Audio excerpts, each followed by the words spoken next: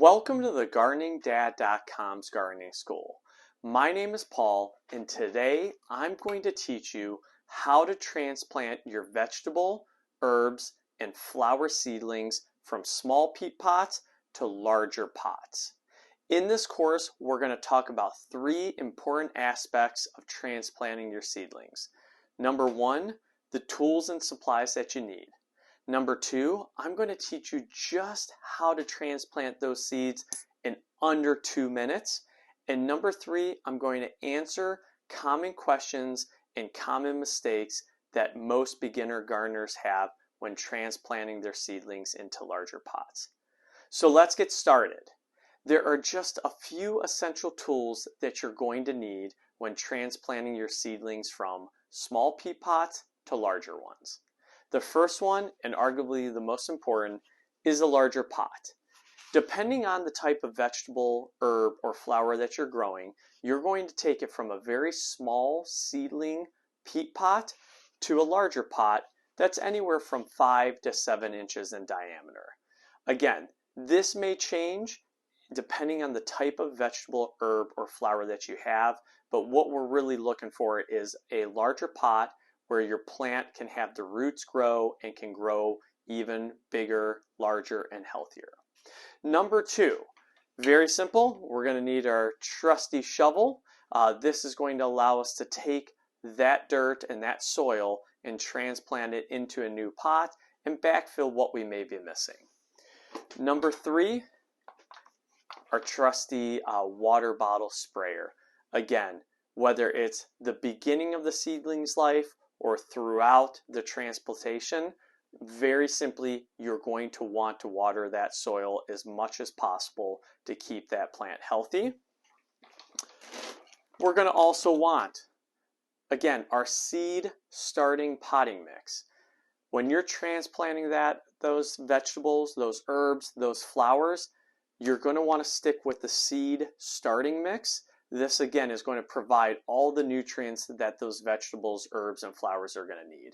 When we transplant this out into your garden or into the final pot, we're going to use a different type of potting mix, but for this exercise, we're going to stay with our seed potting mix because it's going to provide the nutrients that it needs. And finally, a very small pair of scissors. This is what we're going to need to help thin out those vegetables, those herbs, those flowers that we're growing, and we need a very small, precise pair of scissors to help thin out those plants without harming the ones that we want to keep. So now that we've learned a little bit about the supplies and tools that we need, let's figure out how to actually transplant those seeds. Now that we've gone over the tools and supplies that we need to transplant our seedlings, let's go ahead and do just that.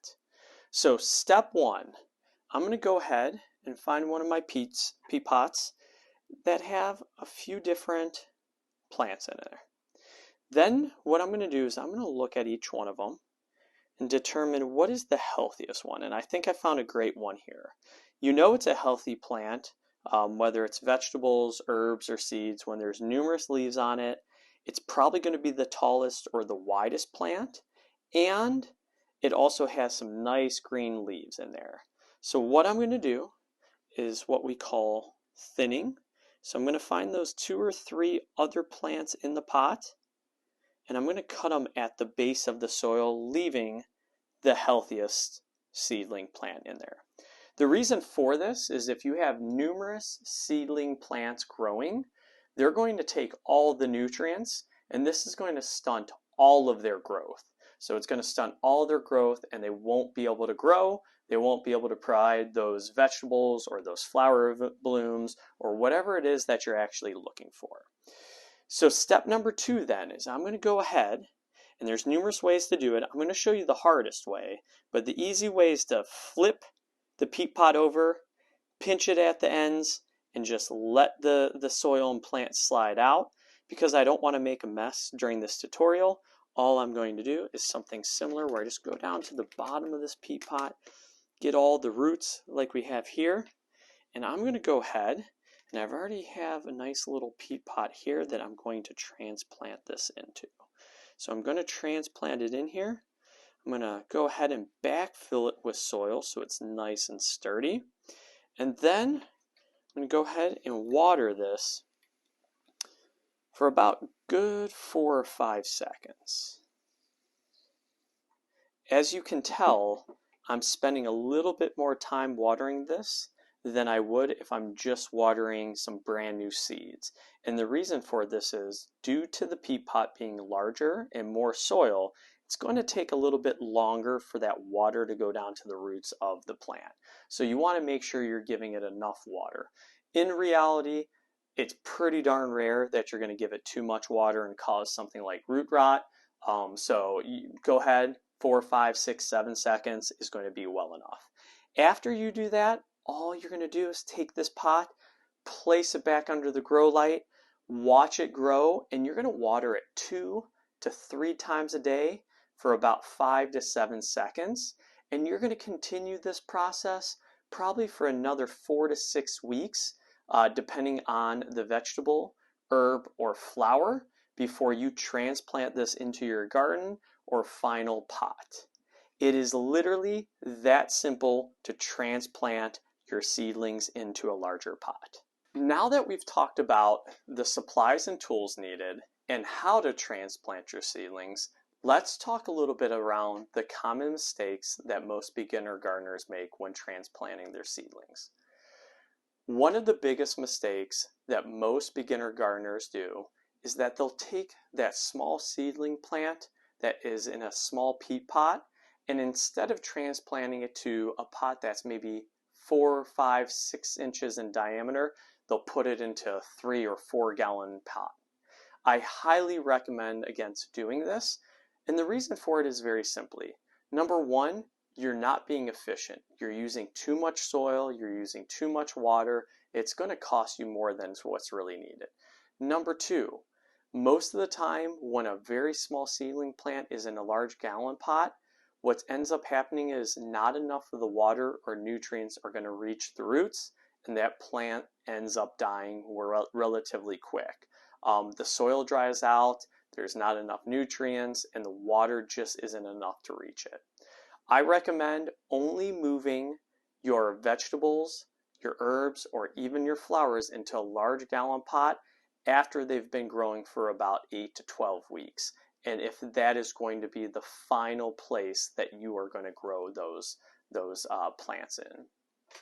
The second one that I noticed is that most beginner gardeners are too scared to thin out their seedlings, and they'll leave 2, 3, or 4 plants in the same peat pot. It's okay to thin them out. If you thin them out and you transplant the one healthy or healthiest plant, it is not going to harm it, but it's actually going to help it. The more plants that you have in a peat pot, the less likelihood they have to actually grow to their fullest potential. The third common mistake that I see most beginner gardeners make is that they just don't water their seedling plants enough after transplantation. Couple things I recommend. As soon as you transplant those seedlings, you're going to want to water those plants. The reason for this is that plant has just went through a shock, right? It was in a is in an existing small peat pot where it was thriving, and we took it out of its environment and put it into a new place.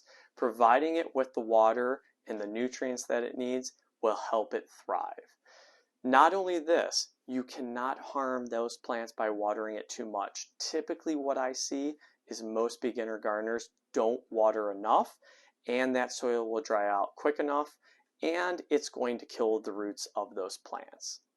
Finally, probably the most common mistake that I see is that most beginner gardeners will then take those transplanted seedlings and they'll move them outside too early, or they'll put them in the ground too early.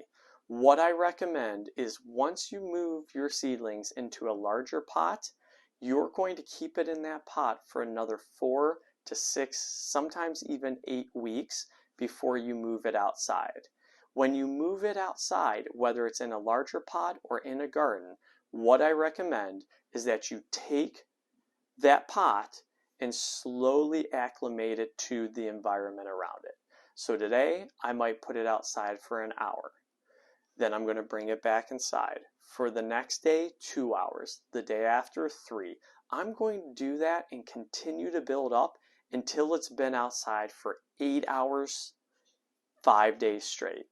Once you've done that, that seedling plant is going to be much stronger, healthier, and sturdy, and it's going to be very hardy to the elements outside. And most important, do not move those plants outside until the last frost. Those plants, while they are going to be healthy and they're going to be hardy, a very simple frost could kill all the work that you put in during the winter. During our next course, we're going to talk exactly how to transplant your seedling plants into the garden once they've grown and that last frost has passed.